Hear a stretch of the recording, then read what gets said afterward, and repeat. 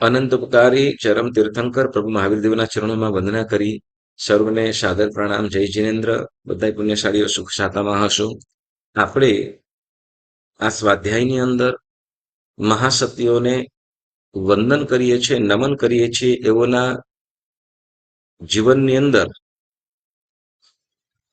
જે સુકૃત કરી, આત્મસાધના કરી અને ધર્મને વર્યા છે, આત્મકલ્યાણ કર્યું છે, એવા આત્માઓને આપણે યાદ કરીએ છીએ અને નમન કરીએ છીએ. કારણ તો કે જીન ઉત્તમ ગુણ ગાવતા ગુણ આવે નિજ અંગ. એટલે જેવોના આપણે ગુણ ગાઈએ, જેઓનું સ્મરણ કરીએ, એવા ભાવો અને એવા વિચારો, એના જેવું આચરણ પણ આપણા જીવનમાં આવી શકે. એટલે જેવું આપણે ધ્યાન કરીશું, જેને આપણે નજરમાં રાખીશું, એવું આપણું આચરણ અને વિચારો પણ આચાર વિચારો થાય છે.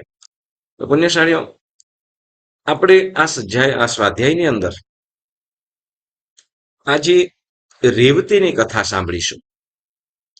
આપણે ગઈ વખતે બે સ્વાધ્યાયની અંદર બ્રાહ્મી અને સુંદરી, પરમાત્મા ઋષભદેવની પુત્રીઓ, કે જેઓ બંને પુત્રીઓને સ્વયં પરમાત્મા ઋષભદેવ એકને સર્વ ભાષાઓ શીખવાડી છે, 18 લિપિઓ. વળી બીજીને તો કે ગણિતા, ગણિત શીખવાડ્યું છે, અંકશાસ્ત્ર શીખવાડ્યું છે. સ્વયં પરમાત્મા ઋષભદેવ સંસારી અવસ્થાની અંદર એવોનું જીવન ચરિત્ર આપણે સાંભળ્યું, જેમાં કોઈકને સહજ રીતે સંયમની પ્રાપ્તિ પણ થઈ અને કોઈકને આકરી તપશ્ચર્યા પણ કરવી પડી. હા, કોણ એવું હતું કે જેને દીક્ષા લેવા માટે આકરી તપશ્ચર્યાઓ કરવા પડી?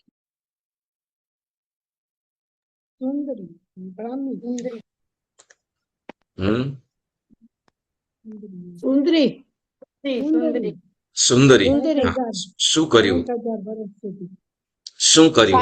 60,000 વર્ષ 60,000 વર્ષ. કેટલા? 60,000 વર્ષ 60,000 વર્ષ સુધી નવકારશી કરી, બરાબર ને? આંબેલ કરી. હા, આયંબિલ અખંડપણે કન્ટિન્યુ. એટલે 2,16,00,000 આયંબિલ.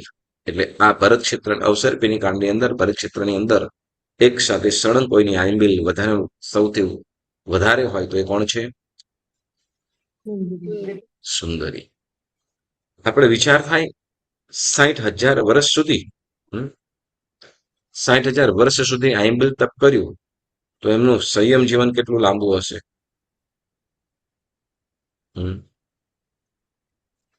કંઈક એક પૂર્વ કરોડની અંદર કંઈક ઓછું એવું આમનું પણ જીવન ચરિત્ર ખરું જીવન. એટલે આપણે કહીશું આ મહાસતીઓ, વળી જેમને બાહુબલીજીને પણ પ્રતિબોધ આપી અહમને દૂર કરાવ્યો, એવા બ્રાહ્મી અને સુંદરીજી તેઓની આપણે કથા સાંભળી. અને ત્યાર પછી આમ રૂકમિણીની કથા આપણે સાંભળવાની હતી. રૂકમિણી કથા પરમાત્મા ઋષભદેવના સમયની અંદર થયેલા છે એ છે કે પછી પરમાત્મા નેમનાથ થયા એ સમયની અંદર છે? એમાં થોડું કન્ફ્યુઝ છે. તો આપણે શ્યોર કરીને પછી આપણે એ કથા પણ આપણે આગળ સાંભળીશું. તો પુણ્યશાળી એક સુંદર મજાની આપણે કથા સાંભળીશું. રેવતી આપણે સુલસા ચંદનમાલા મનોરમા મયને રે દમયંતી નમયા સુંદરી સિયા નંદા બધા સુબદ્ધાય રાઈ મયી રિષદત્તા કૌમા વઈ અંજના શ્રીદેવી જીઠ્ઠ સુજીઠ્ઠ મગાવઈ પ્રભાવઈ ચિલ્લણા દેવી. પછી બંભી સુંદરી રૂપિણી. તો રૂપિણીની કથા આપણે નેક્સ્ટ ટાઈમ લઈશું. આજે આપણે બંભી સુંદરી રૂપિણી, પછી રેવઈ કુંતી, બરાબર ને? રેવઈ તો રેવતી શ્રાવિકા, રેવતી શ્રાવિકાની આપણે કથા સાંભળીશું. રેવતી શ્રાવિકા પ્રભુ મહાવીરના શાસનની અંદર પ્રભુ મહાવીર સ્વામી હતા. એ જ સમય દરમિયાન 24મા તીર્થંકર પ્રભુ મહાવીર દેવ કૈવલ્ય પામીને આમ તો દીક્ષા લઈ 12.5 વર્ષની ઉગ્ર અને ઘોર અભિગ્રહપૂર્વકની જે સાધના કરી ધ્યાન કર્યું અને કૈવલ્યને પ્રાપ્ત કર્યું. ઋજુવાલિકા નદીના કિનારે વૈશાખ સુધી દસમના શુભ દિવસે પરમાત્મા મહાવીર દેવને કેવલ જ્ઞાનની પ્રાપ્તિ થઈ. વૈશાખ સુધી 11ના દિવસે વીર શાસનની સ્થાપના થઈ. ત્યાર પછી પરમાત્મા સર્વજ્ઞ તરીકે વિચરવા લાગ્યા છે. પણ સાધના કાળ દરમિયાન કોઈક એવો વ્યક્તિ મળી ગયો હતો, ગોશાલક, જે પરમાત્મા મહાવીર સ્વામી પાસે છે. આમ તો કોઈક એવો તાપસ હશે, જેનું કોઈ તાપસ, અને તાપસના માથાની અંદર આમ શું કહેવાય કે તાપસ હોય એટલે શરીરની કોઈ પણ પ્રકારની સાર સંભાળ ન લઈ, બસ પોતાના ધ્યાનની અંદર પોતાના એની અંદર મશગુલ રહે. હવે એવો તાપસ, અને એક વખતે પ્રભુ આમ તો ગૌશાળાની અંદર રહેતો, રૂખા સુખા રોટલા ભોજન ખાઈને પોતાનું જીવન ગુજારતો, એટલે ગરીબી દરિદ્ર અવસ્થા એની અંદર એનું જીવન ચાલતું. અને એક વખતે નગરીની અંદર પરમાત્મા મહાવીર સ્વામી કંઈ પારણું થયું, પ્રભુ મહાવીર દેવનું પારણું થયું, અને પારણું થતા દેવોએ વૃષ્ટિ કરી અને લોકો પ્રભુને ખૂબ સુંદર રીતે ભક્તિ કરવા લાગ્યા. એટલે સાથે સાથે શું થયું કે આ પણ પોતે કે હું પણ શું થયું કે આમનો શિષ્ય છું એમ કરીને પ્રભુ સાથે સાથે ચાલવા લાગ્યો. પ્રભુ સાથે સાથે ચાલવા લાગેલો. અને પ્રભુ સાથે હું તમારો, આપણે પેલું કીધું કે ગુજરાતીમાં કહે ને, માન ના માન મેં તેરા મહેમાન. એટલે શું પાછળ પડી ગયો, મતલબ પાછળ પડી ગયો એટલે ચાલવા. કેમ કે એને શું તો કે આપણે લોકો કહેવાય ને, શંકરની ભેગો કોઠ્યો પૂજાય. એટલે આપણે અહીંયા કહે છે કે પ્રભુ એમને શિષ્ય તરીકે શિષ્ય છે એવું કઈ કહેતા જ નથી, અને રાખેલા પણ નથી. પરંતુ હું પણ પ્રભુવાનનો શિષ્ય છું એમ કરીને સાથે સાથે ચાલવા લાગ્યો. એટલે પ્રભુની જ્યાં ભક્તિ થાય એટલે આને પણ ભોજન માટે આગ્રહ કરે, ભોજન માટે કહે, એટલે આ તો ભગવાનને જે ખપ હોય એ જ લે. અને પ્રભુ તો દરરોજ ક્યારે ભોજન લેતા જ નતા. માસક સંવંત, 6 માસિક, 28 વગેરે ચાલતું. પણ પ્રભુ પાસે આ જાય એટલે આની ભક્તિ બધા કરે, ગોશાળાને પણ લોકો માને. એટલે એમ કરતા કરતા પ્રભુ સાથે રહેવા લાગેલો છે. ને એક વખતે બન્યું એવું કે કોઈ તાપસ હતો, અને તાપસને ત્યાં તાપસ જે હતો એ જુવડા, એના માથાની અંદર ટોલા બહુ પડી ગયેલા. એટલે શું કહેવાય, આપણે ગુજરાતીમાં કે જુવડારો છે, તો હવે એને કઈ યુકાસ જુવડારો વગેરે કઈને ટીખડ કરી. અને હવે શું તો કે આ જે તાપસ હતો એ એકદમ ઉગ્ર સ્વભાવવાળો, ગુસ્સાવાળો હતો, અને સાથે તેજોલેશિયાને સાધેલી હતી. એટલે આના ઉપર ગુસ્સે થયો, અને ગુસ્સે થયો એટલે તરત એના પાછળ એને તેજોલેશિયા એના ઉપર મૂકી. અને જેવો તેજોલેશિયા મૂકી એટલે પોતાનો જીવ બચાવવા માટે પ્રભુ પાસે પહોંચી ગયો. અને તે પ્રભુ તો કરુણાના સાગર હતા, કોઈનું પણ અહિત ન જ થવા દે. એટલે પ્રભુ પણ પોતે શીતલેશિયા વડે આ ગોશાળાને બચાવી લીધો, ગોશાલકને બચાવી લીધો. એટલે ગોશાલકને બચાવી લીધો અને પ્રભુ પાસે રહેવા લાગેલો છે. અને પછી એક વખત પ્રભુને પૂછે કે પ્રભુ આને જે વિદ્યા કરી કે આ અગ્નિ છોડી એ કેવી રીતે થાય, મને કહો ને.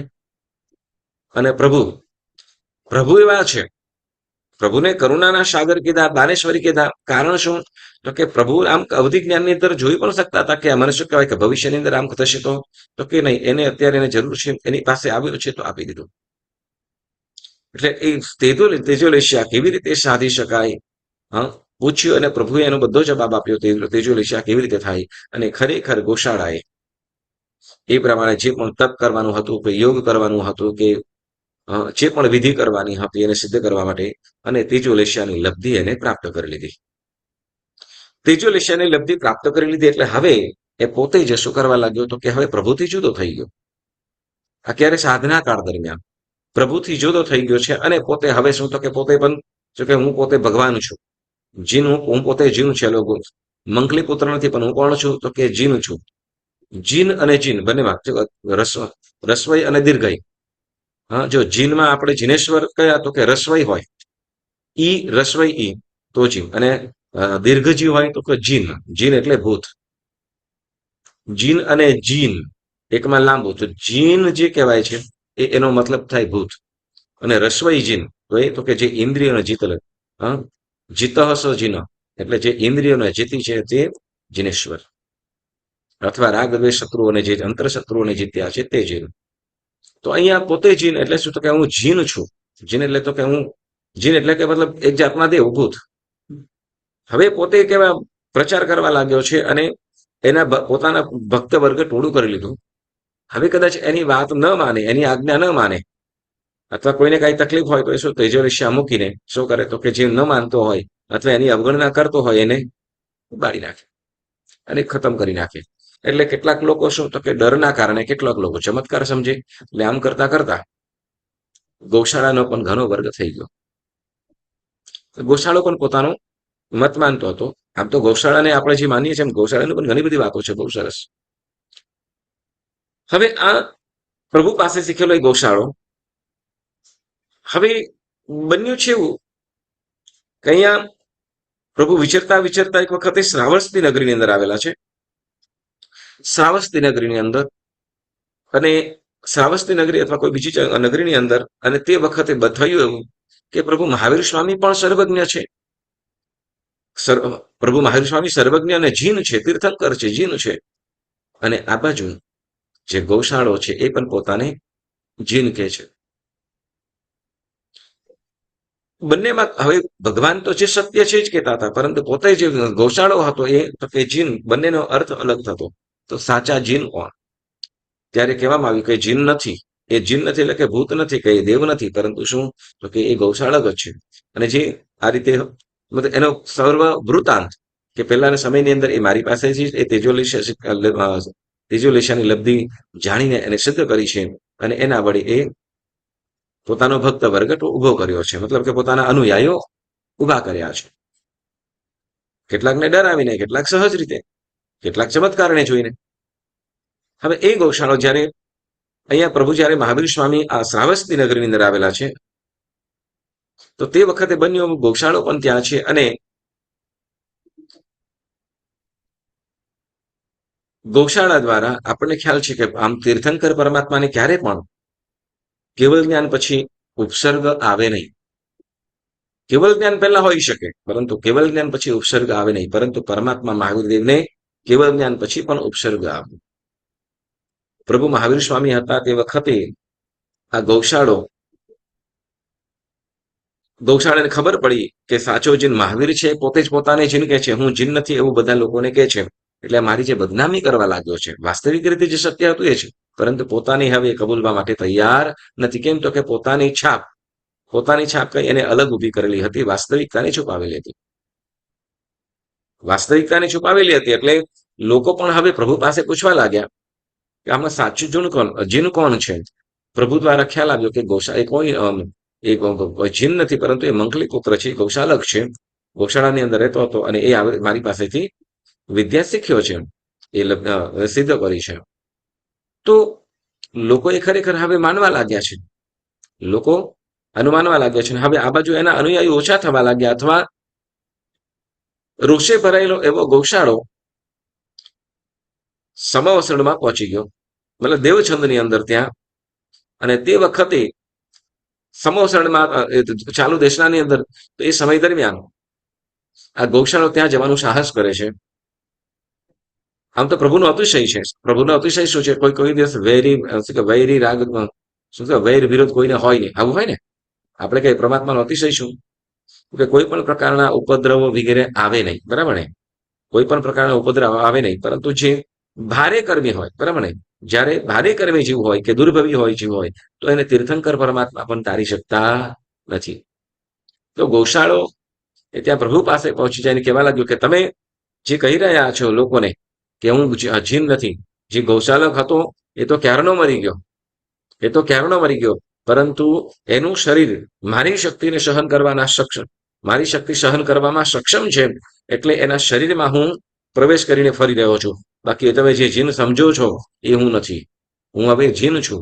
ગૌશાળો એ ક્યારનો મરી ગયો. પ્રભુ મહાવીર કે છે ગૌશાલક શા માટે મિથ્યા વચન ઉચ્ચારે છે?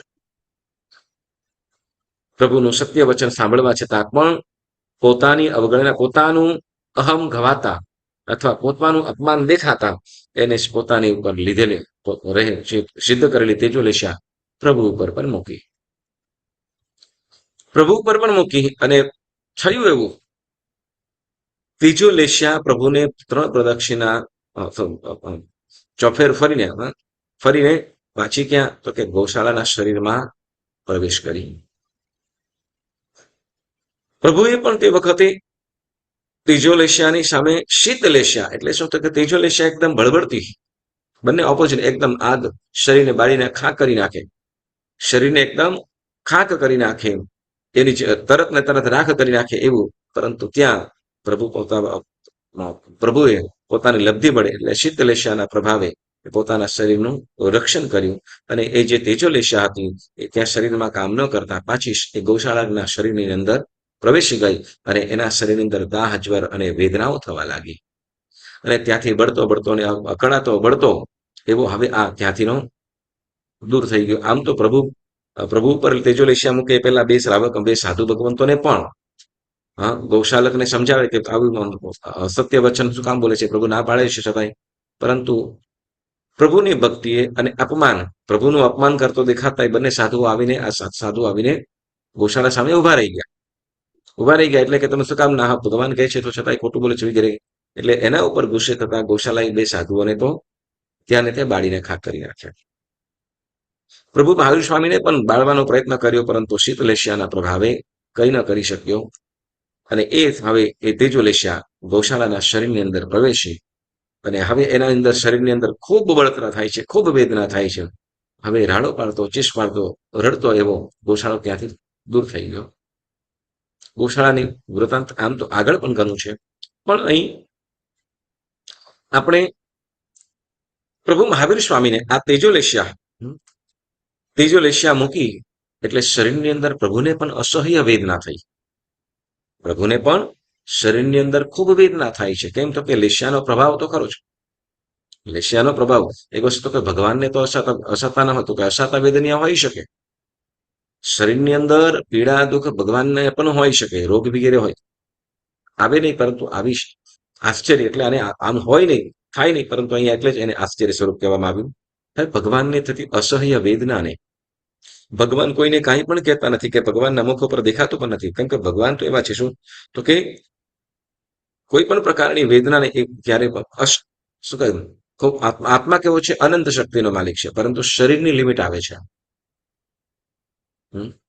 આત્માની શક્તિ અનંતી છે, પરંતુ શરીરની શક્તિ, શારીરિક શક્તિ, તો કે શારીરિક શક્તિનું લિમિટ છે. તો અહીં એમ કે છે હવે ગૌશાળાની તેજોલેશિયાના કારણે પ્રભુના શરીરની અંદર પણ ખૂબ વેદના થવા લાગેલી છે અને એ વેદનાને અહીંયા ગૌતમ સ્વામીજી, ચંદનબાળા વગેરે પણ જોઈ રહ્યા છે. એટલે મતલબ કે શરીરની અંદર વેદના થાય છે. આમ તો ઘણા પુણ્યશાળી એવા હોય કે શરીરની અંદર વેદના હોય, મુખ ઉપર ખબર પણ ન પડવા દે, એ પોતાના હાવભાવ, વિચારો અંદર કે વર્તન અંદર કઈ ખબર પણ ન પડવા દે, પરંતુ એની વેદનાને, અવધિ જ્ઞાની કે એની અવસ્થાને જ્ઞાની લોકો સમજી જાય છે. એટલે ચંદનબાળા સાધ્વીજી, ચંદનબાળા પ્રમુખ સાધ્વીજીમાં ચંદનબાળા છે એટલે ગૌતમ સ્વામીજી વગેરે ઘણા સમજાવે છે, ઘણું બધું સમજાવે, ભગવાનને વિનંતી કરે અને એમાં પ્રભુ તો ટાળી દે, કે શું એ તો ધીમે ધીમે શાંત થઈ જશે, ઔષધની કોઈ આવશ્યકતા નથી, એ શાંત થઈ જશે. પરંતુ ત્યાં રહેલા સિંહ અણગાર જે પ્રભુ પ્રત્યેનો અવિહળ રાગ, આમ તો ગૌતમ સ્વામીજીનો પણ અવિહળ રાગ, પરંતુ અહીંયા તો પ્રભુના દુઃખે જ દુઃખે, એટલે એ પ્રભુની એ વેદનાને જોઈ એ દુઃખી થતા એવા દુઃખી થયા છે અને પ્રભુને વિનંતી કરે કે પ્રભુ તમે ગમે તેમ કરો, તમે આનું ઔષધ કરી લો, એનું ઔષધ કરી લો, કેમકે તમારી વેદના મને જોવાતું નથી.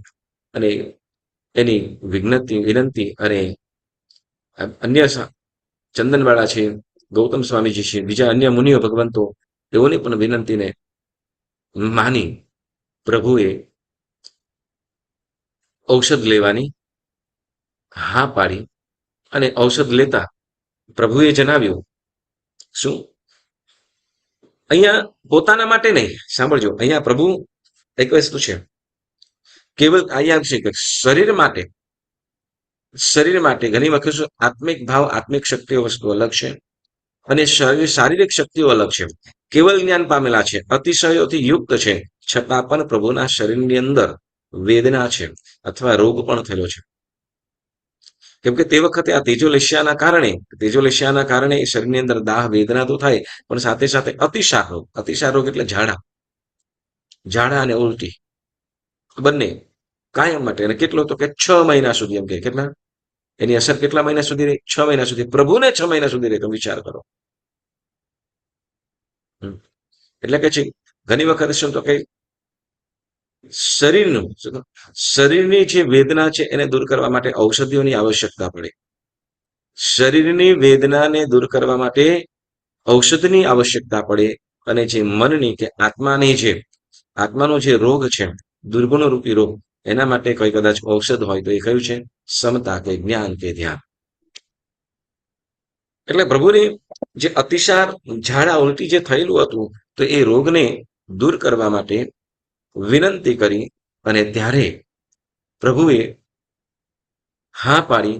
અને ત્યારે તે વખતે અહીં પરમાત્માએ સિંહ અણગારે ખૂબ વિનંતી કરી કે પ્રભુ તમે જે પણ કહેશો હું નિર્દોષ લાવીશ. જે પણ કહેશો એ જે પણ ખપ હશે ઔષધ માટે હું લઈ આવીશ. એટલે તે વખતે ખૂબ આજીજી કરતા અને આની જેને કહીને આપણે પચખાન બોલીએ છીએ, એમાં અનથ ના ભોગે પછી શું આવે છે બોલો તો, કોઈને ખ્યાલ હોય તો? પચખાન આપણે બોલીએ છીએ ને, એમાં 4 આગળ હોય છે. નવકારથી નો પચખાન કરીએ તો અનથ ના ભોગેનમ, સહસા કારણમ, મહતરા કારણમ અને સર્વ સમાહિ વત્યાગારણમ. બરાબર. તો એમાં સર્વ સમાહિ વત્યાગારણમ આગળ શું તો કે સર્વની સમાધિ જ્યારે સાચવવી પડે એમ છે, નથી છૂટકો, તો તે વખતે કદાચ પચખાન આપણે વહેલું મોડું કરવું પડે. તો પણ શું કરીએ તો કે તો પણ એનો દોષ ન લાગે. કદાચ દોષ જેવું જણાતું હોય તો એની આલોચના પ્રાયશ્ચિત કરીને શુદ્ધ કરી શકાય. એટલે અહીંયા પ્રભુ મહાવીર સ્વામી, જો આપણું જૈન ધર્મ માત્ર ને માત્ર શું કહેવાય કે એક તરફો નથી કે આમ જ કરો, નહીં. ત્યાં પરંતુ એ આપણે જાતે નહીં, જે સમજે છે, જાણે છે, એને ચોક્કસ આપણે પૂછીને કરવાનું. તો પ્રભુ મહાવીર સ્વામીએ પણ, એટલે પ્રભુ મહાવીર સ્વામી તો સ્વયં સર્વજ્ઞ હતા, બરાબર. એટલે પરંતુ આપણે કોઈ પરિસ્થિતિ હોય તો તે વખતે ગીતાર્થ જ્ઞાની ગુરુ ભગવંતને આપણે ચોક્કસ જણાવવું, અથવા કદાચ તે વખતે કોઈ અન્ય હોય, કોઈકનો સંપર્ક તો રાખવાનું છે, બરાબર. તો હવે સર્વ સમાહિ વત્યાગારણ એટલે તો કે સર્વની સમાધિ માટે, સર્વ સમાહિ એટલે સર્વની સમાધિ માટે, સર્વની પ્રસન્નતા નહીં પરંતુ સમાધિ માટે. ઓ આમ થઈ જાય તો સારું, બરાબર. એટલે અહીંયા સિંહ અણગાર, ચંદનબાળા વગેરે સાધ્વીજી ભગવંતો, વળી ગૌતમ સ્વામી, આજે અન્ય બીજા સાધુ ભગવંતો, અને એ પણ એમની પણ સમાધિ, અને એમાં સિંહ અણગાર પ્રમુખ કહેવામાં આવ્યા. ગૌતમ સ્વામી પ્રમુખ, પરંતુ સિંહ અણગાર વધારે, જે પ્રભુની વેદના, એ પ્રભુના સુખે, પ્રભુની વેદનાથી એનાથી કોઈ પણ રીતે જોવાતું નથી. એટલે પ્રભુને વિનંતી કરે. અને ત્યારે સિંહ અણગારને પ્રભુ કહે છે કે તમે શું તો કે રેવતીના ઘરે જે પોતાના માટે એમને જે ઔષધ બનાવ્યું છે, એ ઔષધ તમે લઈ આવજો. નહીં તો શું તો કે જો બીજા કોઈને પણ પાસે જાય, પ્રભુને ખ્યાલ આવ્યો કે પ્રભુને આવો રોગ છે ને આ વસ્તુની જરૂર છે, એટલે સહજ છે કે હું મારા માટે બનાવ્યું છે એમ કરીને બનાવી દે અને પછી એ વરાવી દે, તો ચાલે ને.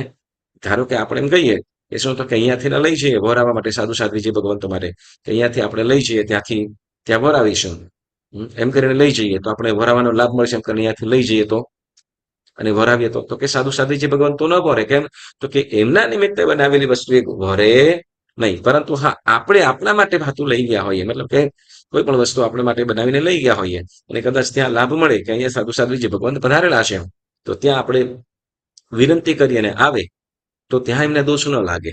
પરંતુ આપણે અહીંયાથી એમના માટે બનાવી લઈએ, કેમ કે ખબર પડી, આપણને ખબર છે કે ત્યાં દેશમાં જઈશું, પાલિતાના જઈશું કે શંખેશ્વર જઈશું, તો ત્યાં સાધુ સાધ્વીજી ભગવંતના દર્શન થશે. તો એના માટે શું તો કે અહીંયા મમ્માસાથી સરસ મજાની કોઈ વસ્તુ બનાવીને લઈ જઈએ, જે સૂકી વસ્તુ હોય એવી, તો લાભ મળે ને. હા, તો કે નહીં, તો ત્યાં એમના માટે બનાવીને લઈ જઈએ છીએ, તો ત્યાં દોષ લાગે છે આધા કર્મીનો. તો અહીંયા સાધુ સાધ્વીજી ભગવંતોને પણ મહાવીર સ્વામી ભગવાન સ્વયં પણ, કેમ તો કે જે મહામહાન અને ક્ષમાશ્રમણ થયેલા છે. તો એવા પરમાત્મા મહાવીર સ્વામી ત્યાં કહે છે શું, તો કે તમે રેવતી શ્રાવિકાના ઘરે રેવતી શ્રાવિકાએ પોતાના માટે જે ઔષધ બનાવેલું છે, તો કે બીજોરા પાક ઔષધ બનાવેલું છે, એ બીજોરા પાક તમે લઈ આવજો. હવે રેવતી શ્રાવિકાનું નામ સાંભળ્યું એટલે સિંહ અણગાર, સિંહ અણગારે એ નગરે શ્રાવસ્તી નગરીની અંદર એ પ્રભુ ત્યાં શોધતા શોધતા ફરતા ફરતા આ રેવતી શ્રાવિકાના ઘરે પહોંચ્યા. રેવતી શ્રાવિકાના ઘરે જઈને જ્યાં ધર્મલાભ શબ્દ સંભળાય, ધર્મલાભ સંભળાય એટલે આવકારે, ભાવપૂર્વક આવકારે અને ગોચરી વરાવે, ગોચરી વરાવવા માટે. અને તે વખતે સિંહ અણગાર કહે છે કે તમે જે તમારા માટે જે ઔષધ તૈયાર કર્યું છે એ તમે વરાવો, એ તમે વરાવો, એનો ખપ છે. અને જ્યારે રેવતી શ્રાવિકાને ખબર પડી કે અરે આ વાત ખબર કેવી રીતે પડી, કેમ કે પ્રભુ આવી વસ્તુ આના માટે આ વસ્તુ બનાવી છે તો એ તમે લઈ આવજો કે નહીં, પરંતુ ત્યાં સર્વની સમાધિ માટે પ્રભુએ તે વખતે એ વાત કીધેલી હતી. એટલે જ્યારે રેવતી શ્રાવિકાએ પૂછ્યું કે આપણે જાણ કેવી રીતે થઈ, આપણે કેવી રીતે જાણ થઈ કે મારા ઔષધ માટે મેં આ બીજોરા પાક તૈયાર કર્યો છે. અને ત્યારે સિંહ અણગારે કીધું કે પ્રભુ મહાવીરને વેદના છે, અતિસાર રોગ છે, અને એ આ ઔષધથી, આ તમે જે ઔષધ તૈયાર કર્યું છે એ ઔષધથી એમનો રોગ દૂર થાય એમ છે, એટલે તમે એ તમે વહોરાવો. જ્યારે જુઓ આ એક કેટલું અહીંયા એક ગોચરી માટે સિંહ અણગારનો આપણે યાદ કરીએ છીએ, અને માત્ર એક બીજોરા પાક બીજા તો કેટલાય લોકો વહોરાવ્યો હશે, કેટલી બધી વસ્તુઓ વરાવી હશે, છતાં અહીંયા એ રેવતી શ્રાવિકાને આપણે યાદ કરીએ છીએ. તો કે રેવતી શ્રાવિકા જ્યારે સાંભળ્યું કે અરે રે પ્રભુ મહાવીર સ્વામીને વેદના છે, અને આ વેદના માટે અને એનું ઔષધ તરીકે એને રોગનું નિદાન કરવામાં કે ઔષધ શરીરનો મને લાભ મળ્યો. અને તે વખતે મનમાં જે અનેરો આનંદ, જે ઉલ્લાસ ભાવ, કારણ શું તો કે આ જે વરાવ્યું છે મારા માટે બનાવ્યું છે, પણ એનો લાભ મને ક્યાં મળે છે, બહુ મોટો લાભ મળે છે, બહુ મોટો લાભ મળે છે. એ ઉત્તમ ભાવોની અંદર ગોચરી કોને વરાવી રહ્યા છે? સિંહ અણગારને. પ્રભુ માટે ગોચરી, અરે મારા પ્રભુનો રોગ નિદાન છે, મારું ઔષધ, આ ઔષધ પ્રભુને કામ આવશે, અને પોતાને ધન્યતા અનુભવે એટલા ઉત્કૃષ્ટ ભાવોની અંદર, એવા ઉત્કૃષ્ટ ભાવોની અંદર. અને રેવતી શ્રાવિકાએ આ સિંહ અણગારને એક બીજોરા પાક વહોરાવતા તીર્થંકર નામ કર્મ ઉપાર્જન કરી લે.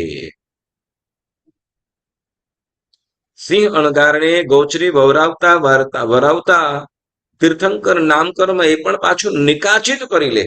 ધન્ય છે શ્રાવિકા, કારણ કે જે પ્રભુના રોગના નિદાન માટે, એટલે કહે છે જીનેશ્વર પરમાત્માની ભક્તિ, જીનેશ્વર પરમાત્મા માટે સહેજ પણ એની ભક્તિની અંદર સહેજ પણ આપણને સહયોગ મળે, સહયોગ કરવાનો લાભ મળે, તો એ ખરેખર ધન્ય છે, ખૂબ ખૂબ ધન્ય છે. અહીંયા રેવતી શ્રાવિકાએ એ ગોચરી વહોરાવતા તીર્થંકર નામ કર્મ બાંધી લેતા. વિચાર તો કરો કેવું. અને આવતી 24 ની અંદર આ રેવતી શ્રાવિકા એટલે કે છે, અને પાછી માત્ર એટલું જ નહીં, રેવતી શ્રાવિકાએ તો ગોચરી વહોરાવી અને સિંહણગાર આ પ્રસંગ કેટલો હોય, મેક્સિમમ 1 મિનિટ, કદાચ 2 મિનિટ, પણ એ ઉત્કૃષ્ટ ભાવધારાની અંદર જે ચડ્યા છે, અને તે વખતે તીર્થંકર નામ કર્મ નિષ્કાચિત તીર્થંકર નામ કર્મ બાંધ્યું. અને ત્યાર પછી વળી પણ જે પોતાના દ્વારા થયેલું એ સુકૃત, એટલે કે ગોચર પ્રભુ માટે વરાવેલું એ ઔષધ, એની મનોમન ખૂબ અનુમોદના પોતાને ધન્યતા અનુભવે, ધન્ય છે મારું જીવન. અને આમ કરતા કરતા બંધાયેલું તીર્થંકર નામ કર્મ પણ નિકાચિત થઈ ગયું. તીર્થંકર નામ કર્મ નિકાચિત થયું. અને એમ કે છે કે શું છે કે પ્રભુ મહાવીરને એ ઔષધથી, પ્રભુ મહાવીર સ્વામીને એ ઔષધ વરાવતા આરોગ્યની પ્રાપ્તિ થઈ. એટલે તો કે જે અતિશા, ઝાડા જે થયા, ઝાડા શરીરની અંદર જે ઝાડા હતા, હા, ઝાડા અને દાહ અંદર શરીરની અંદર બળતરા થાય. કેમ તો તેજોલેશિયા કેટલી પાવરફુલ ગરમ હશે. હા, તો મતલબ કે સામે જે સામાન્ય માણસ હોય તો તરત એક ક્ષણની અંદર શું તો કે 2 સેકન્ડની અંદર રાખ થઈ જાય. 2 સેકન્ડમાં જે રાખની ઢગલી થઈ જાય એવું. અને પ્રભુના શરીરની અંદર પ્રવેશ કરતા શરીરની અંદર અપાર દાહ થાય, ખૂબ દાહ થાય છે અને ઝાડા પણ થઈ ગયેલા છે. એનું નિદાન થયું અને મનોમન એવી રાજી, એવી રાજી, એવી રાજી, એવા રાજી એટલે ભાવ એવા ઉત્તમ ઉત્તમ અધ્યવસાય થતા તીર્થંકર નામ કર્મ ઉપાર્જન કર્યું અને તીર્થંકર નામ કર્મ નિકાચિત કર્યું. આવતી 24ની અંદર 17મા સમાધિ નામના, આવતી 24માં આ રેવતી શ્રાવિકા 17મા તીર્થંકર સમાધિ નામના થશે, એટલે સમાધિનાથ થશે. તો આવા આ રેવતી શ્રાવિકા જે પરમાત્મા પરમાત્મા મહાવીર દેવને આજે ઔષધ માટે સિંહ અણધારણે ગોચરી ભરાવી, બીજુરા પાક જે એનું કારણ પણ કેવું, પ્રભુનો વિચાર તો કરો કે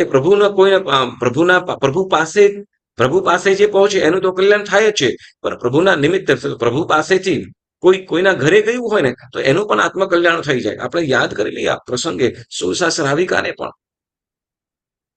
પ્રભુ જેને સ્વયં યાદ ધર્મ લાભ કેવડાવતા હોય, સુરસા શ્રાવિકા ખરેખર ધન્ય ધન્ય. એવી રીતે આ રેવતી શ્રાવિકા કે જ્યાં પ્રભુ જેની પાસે ગોચરી લેવા મોકલે, પ્રભુ જેમને ત્યાં ગોચરી લેવા મોકલે અને એ ગોચરી વરાવતા એવા તીર્થ કેવા કેવા આત્મા હશે, કેવા આત્મા હશે કે એટલે પરમાત્મા કેવા ઉપકારી હશે, આપણે ઉપકારી છે આપણે જઈએ. રેવતી પાસે મોકલ્યા પ્રભુ મહાવીર સ્વામી અને સિંહણ કારણે રેવતી પાસે મોકલ્યા અને તીર્થંકર નામ કર્મ નિકાચિત કરાવી દીધું. પ્રભુ મહાવીર સ્વામી ગુરુ ગૌતમને કેવલ્ય થતું નહોતું, કેવલ જ્ઞાન થતું નથી, માત્ર રાગના કારણે અને પ્રભુ પોતાનાથી દૂર કર્યા, કોઈકને પ્રતિબોધ કરવા મોકલ્યા, દૂર કર્યા અને ત્યાં પણ એમને પણ કેવલ જ્ઞાન પ્રાપ્ત થયું. વળી ગૌતમ સ્વામી દ્વારા જ્યાં જ્યાં પણ યોગ્ય જણાય છે ત્યાં ગૌતમ સ્વામીને ત્યાં આગળ કરે અને ત્યાં મોકલે. એટલે પ્રભુ સ્વયં પોતે અને કોઈ પણ રીતે પણ અન્યને પણ, એટલે પરમાત્મા પરમ ઉપકારી કીધા, પરમ ઉપકારી, માત્ર ને માત્ર હિત હિત અને હિત, જીવોનું કલ્યાણ અને શાશ્વત સુખને અપાવનારા એવા પરમાત્મા મહાવીર સ્વામી. તો પુણ્યશાળીઓ, આ રેવતી શ્રાવિકાના જીવનની અંદર એમને જે આ પરમાત્માને જેમ ઔષધ કરી પરમાત્માના એ રોગનું નિદાન કર્યું, તેમ આપણે પણ આપણા જીવનની અંદર શું તો કે કર્મરૂપી રોગને દૂર કરવા માટે આપણે પણ શું તો કે કયું પાક તો કે જ્ઞાનરૂપી, સ્વાધ્યાયરૂપી, ભક્તિરૂપી એ આરોગ્યનું એ ઔષધનું આપણે ગ્રહણ કરીએ કે જેથી આપણો આત્મા ઉજ્જવળ બને, પવિત્ર બને અને વિશુદ્ધ સમ્યક્ત્વનો ધારક બને. પર અંતે પરંપરાએ આપણે મોક્ષ પદને પણ પ્રાપ્ત કરીએ એવી ભાવ સાથે આ રેવતીની કથા આપણે અહીંયા પૂર્ણ કરીએ છીએ. ત્યાર પછી આપણે આવતી વખતે આપણે રૂકમિણી એની કથા આપણે સાંભળીશું કે એક પરમાત્મા ઋષભદેવના જીવન ચરિત્રમાં પણ કોઈ રૂકમિણી કરીને કોઈ મહાસતી થયા હશે, પરંતુ એનો ઉલ્લેખ ક્યાંય દેખાતો નથી. પણ આપણે જે રૂકમિણી બીજા કયા તો કે કૃષ્ણ મહારાજા જે નેમિનાથ ભગવાનના શાસન દરમિયાન થયા છે, તો એવોની પણ એક કથા સાંભળીએ છે, જેની આપણે કથા આમ થોડુંક ટૂંકની અંદર તો જ્યારે આપણે શાંબ અને પ્રદ્યુમ્ન આ બંનેની કથા જ્યારે આપણે સાંભળી હતી, શાંબ અને પ્રદ્યુમ્ન એઓની કથા સાંભળી હતી ત્યારે સહેજ થોડુંક એમનું વર્ણન આવ્યું હતું, પરંતુ વાસ્તવિક એમના જીવનની અંદર શું ઘટના બને છે એને આપણે સાંભળવાની છે. આમ પરમાત્મા નેમિનાથ વિદ્યમાન છે. 22મા શ્રી નેમનાથ પ્રભુ કૈવલ્યની પ્રાપ્તિ પછી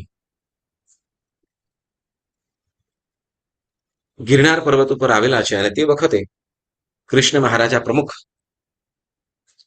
અનેક બીજા રાજવીઓ વળી સાથે પોતાની રાણીઓ સહિત પ્રભુને વાંદવા માટે ગયેલા છે, દેશના સાંભળવા માટે. ધર્મ દેશના સાંભળી વૈરાગ્ય યુક્ત તો થયેલા જ છે, પરંતુ છતાંય પોતાના જીવનની અંદર પોતાનો પુત્ર જેનું નામ છે પ્રદ્યુમ્ન. એ પ્રદ્યુમ્નનો જન્મ થતાની સાથે જ રૂકમિણી એટલે કૃષ્ણ મહારાજાના રાણી, પટરાણી પુત્ર છે પ્રદ્યુમ્ન. અને પ્રદ્યુમ્નનો જન્મ થતા જ કોઈ પૂર્વ ભવનો વૈરી દેવ હશે, રાજાઓ કે પુત્રનો, અંતે કર્મ પણ કાર્ય કરતું હોય. કર્મ એક એવું છે કે જેમાં બધો સંજોગ ભેગો કરતો હોય, જેમાં બધો સંજોગ ભેગો કરતો હોય, થતો હોય અને ત્યાં થઈ જાય છે. આ બાજુ કોઈ દેવ દ્વારા, કોઈ દેવ અથવા કોઈ કૃષ્ણ મહારાજા દ્વારા કોઈને અનિયમ, કઈ સજા થઈ હશે અને પોતાને ન્યાય ન જણાતા દુર્ધ્યાનમાં એ મૃત્યુ પામેલો હતો. દુર્ધ્યાનમાં મૃત્યુ પામીને વ્યંતર જાતિનો દેવ, વ્યંતર જાતિનો દેવ થઈને આમ તેમ ભ્રમણ, કેમ કે જે વ્યંતર જાતિના દેવો હોય એ લોકોને તો કે આર્ત ધ્યાન મતલબ વૈર ભાવ વગેરે પણ હોય, એટલે ગમે ત્યારે ગમે તે પણ કરે. એટલે પોતાનો મોકો મળતા એને અહીંયા કૃષ્ણ મહારાજાની જે રૂકમિણી રાણી છે એને ત્યાં થયેલો પુત્ર જેનું નામ પ્રદ્યુમ્ન છે, એને પ્રદ્યુમ્નને ઉપાડી દીધો, ઉપાડીને લઈ ગયો. પ્રદ્યુમ્નને ઉપાડીને લઈ જતા એ પોતે કોઈક પર્વત ઉપર એને દયા આવતા કોઈ પર્વત ઉપર છોડી દે, કોઈ પર્વત ઉપર એને છોડી દે છે. પરંતુ ત્યાં એને કોઈક અપુત્રીય એવા રાજા એ પ્રદ્યુમ્નને લઈ જાય છે. ત્યાં લઈ ગયા પછી એ પોતે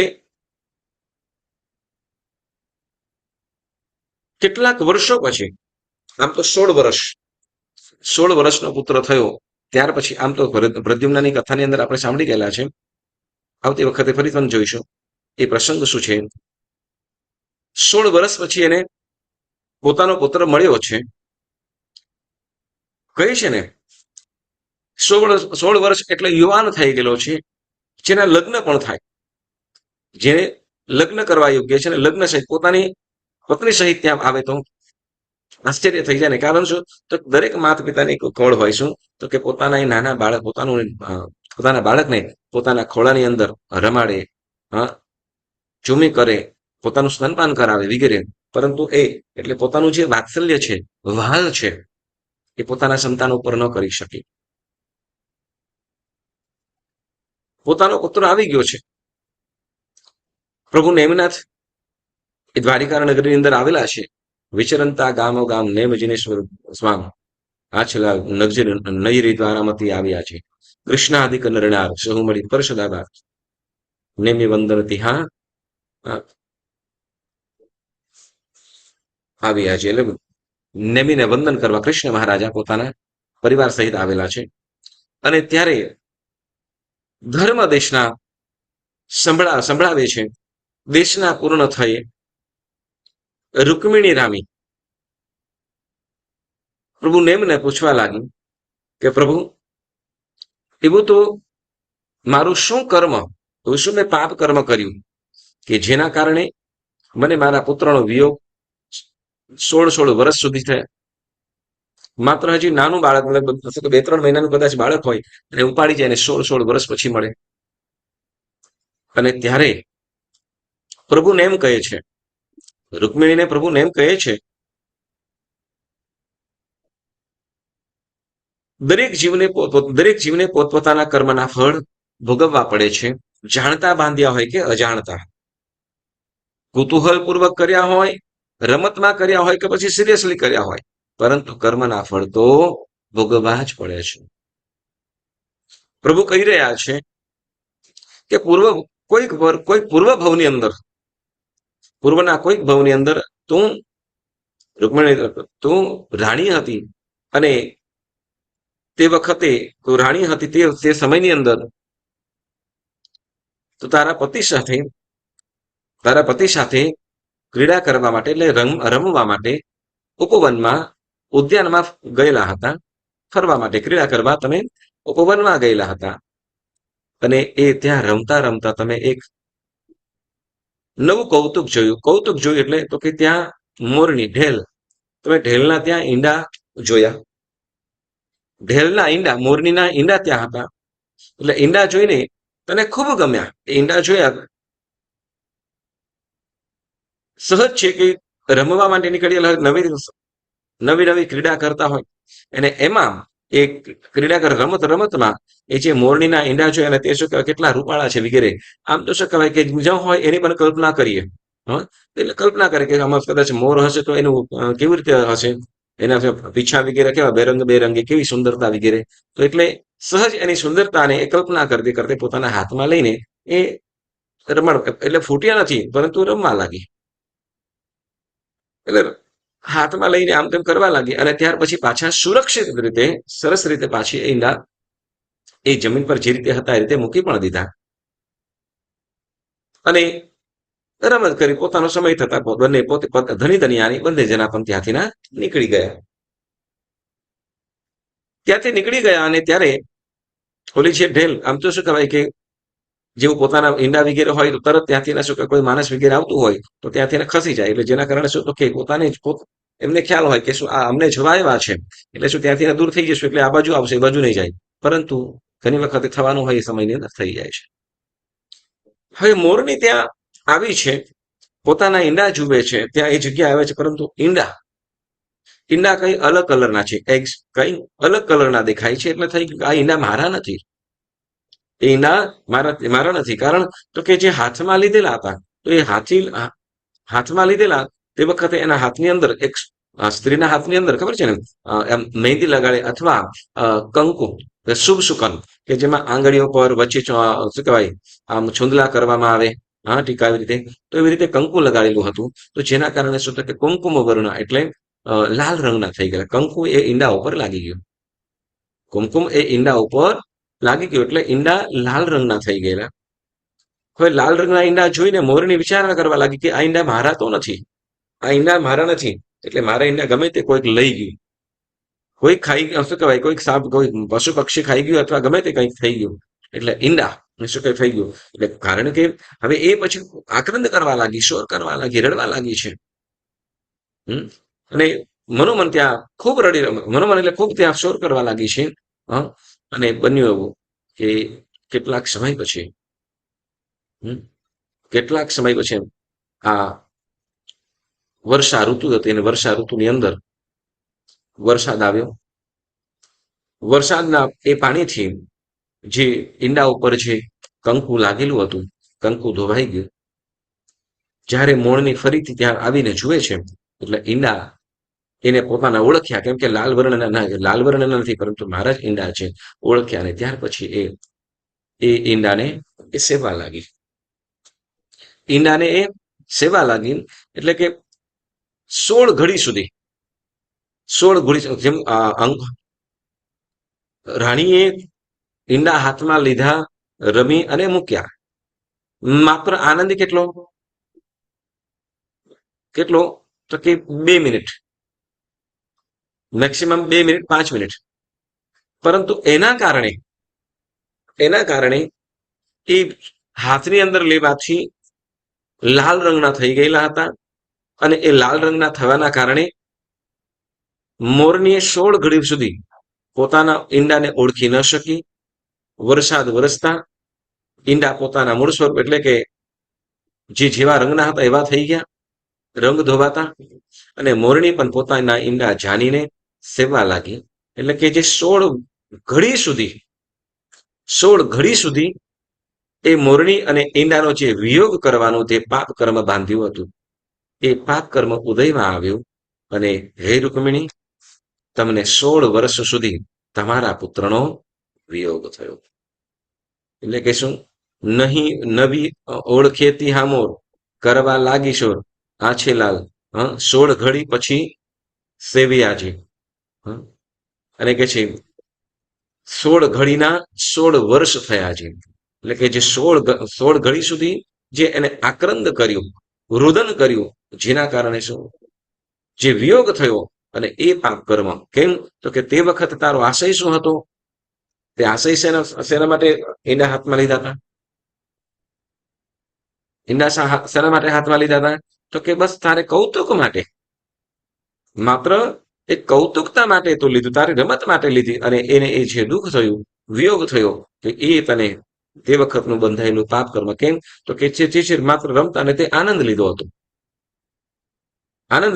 આનંદ માન્યો, અને જેના કારણે 16 વર્ષ સુધી તને તારા પ્રિય પુત્રનો તને વિયોગ થયો. જ્યારે આ વૃત્તાંત સાંભળ્યું, પોતાના પૂર્વ ભવની અંદર પોતાના દ્વારા બંધાયેલું થયેલું એ કર્મ, અને એ કર્મ ઉદયમાં આવતા કેવું માઠું ફળ મળે છે, એ જાતા જણાતા વૈરાગ્ય વાસિત થઈને એ રૂકમિણી પ્રભુ નેમ પાસે દીક્ષા લીધી, અને દીક્ષા લઈને પોતાનું આત્મકલ્યાણ પણ સાધ્યું. તો અહીંયા કહેવાનું કે કોઈ પણ રીતે કોઈને કોઈ પણ રીતનો વિયોગ થતો હોય અથવા અંતરાય કર્મ બંધાય, એવું પાપ કર્મ ક્યારે પણ બાંધવાનું નહીં. જાણતા કે અજાણતા એક વસ્તુ છે. પરમાત્મા ઋષભદેવને પણ શું, તો કે 400 નિશાસા લાગતા શું કે 400 દિવસ આહાર સુધા પણ મળવા દીધો નથી. તો એમ શું કે કર્મ જ્યારે ઉદયમાં આવે છે, કર્મ જ્યારે ઉદયમાં આવે છે, ત્યારે આપણને જે જોઈતી વસ્તુ, લભ્ય વસ્તુ મળવા દેતી નથી. એટલે શું? તો કે બંધ સમયે ચિત્ત ચેતીએ શું ઉદય સંતાપ. એટલે કર્મ બંધ ન થાય. ક્યાંક આપણે ઈર્ષ્યા દ્વારા કે રાગ દ્વારા કે દ્વેષ દ્વારા કે કસાયોથી યુક્ત કોઈ પણ એવું કર્મ ન બાંધીએ, કોઈ પણ એવા પ્રકારનું પાપ કર્મ ન બાંધીએ કે જેથી એના પરિણામ, એના ફળ ભોગવવામાં આવે ત્યારે અતિ દુઃખી થઈએ, અતિ હા અતિ વેદના, શું કહેવાય, અતિ યાતનાકારી હોય, વેદનાકારી હોય એવું કર્મ, એવું પાપ કર્મ ન બાંધવું હોય. એવું પાપ કર્મથી ભૂલથી પણ ન બંધાય, એની આપણે સજાગતા રાખીશું, જાગૃતતા રાખીશું, તો પુણ્યશાળીઓ એ પ્રમાણે રૂકમિણીની કથા પણ છે. તો આપણે આજે રેવતી અને રૂકમિણી આ બંનેની કથાઓ પણ આપણે સાંભળી, એમના જીવનની અંદરથી કંઈક બોધ. રેવતી શ્રાવિકાની ભક્તિ આપણા જીવનની અંદર પણ આવે. આપણા માટે સાધર્મિક ભક્તિ, આપણા માટે સાધર્મિક એ પણ ઉત્તમ ભક્તિ છે. તો એ ચોક્કસ કરવાનું. વળી સાથે તો કે જે કર્મબંધમાં આ રૂકમિણીના જીવનની અંદર જે કર્મ બંધાયું, આ તો એકની આપણે વાત કરીએ, ઘણા બધા કર્મ બંધતા આપણે ભૂલથી પણ ન બંધાય, સજાગતા રાખવાની. સજાગતા રાખીને કર્મબંધથી અટકીએ. એવા ભાવ સાથે આજનો સ્વાધ્યાય આપણે સ્થગિત કરીએ. બંને શાળીઓ બંને સ્વાધ્યાય, બંને કથાઓ સ્વાધ્યાય કરતા કંઈ પણ જીના આજ્ઞા વિરુદ્ધ બોલાયું હોય તો મન વચન કાયાથી ત્રિવિધે મિચ્છામિ દુક્કડમ મિચ્છામિ દુક્કડમ મિચ્છામિ દુક્કડમ. મંગળ પ્રાર્થના કરીશું.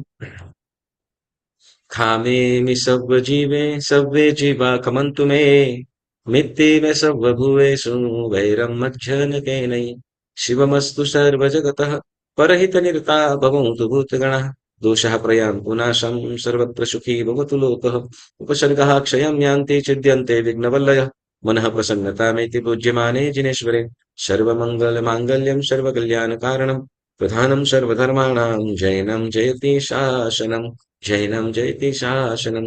બોલો બોલો શ્રી ચિંતામણી પાર્શ્વનાથ ભગવાન કી જય, શ્રી મહાવીર સ્વામી ભગવાન કી જય, શ્રી જન શાસન દેવ કી જય, સકલ સંઘ કી જય. સૌને પ્રણામ. જય જિનેન્દ્ર. વિશ્વના સુખ શાંતિ માટે બધાય 12 અંકારનું સ્મરણ કરીશું. 12 અંકાર.